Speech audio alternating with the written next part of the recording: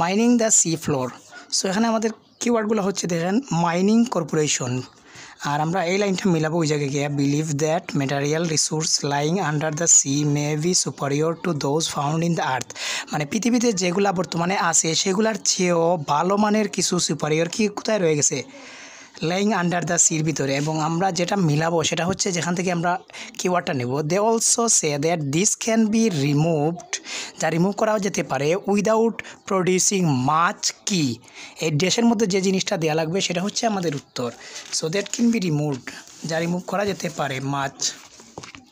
So এখানে দেখেন কত সুন্দর করে দিছে যে আমাদের কিওয়ার্ডটা হচ্ছে mining corporation argue that deep sea exploration could help diversify the supply of metal and point to the fact that demand for resources such as copper, aluminum, nickel, that for electric car batteries and other metals to power technology and smartphone is soaring.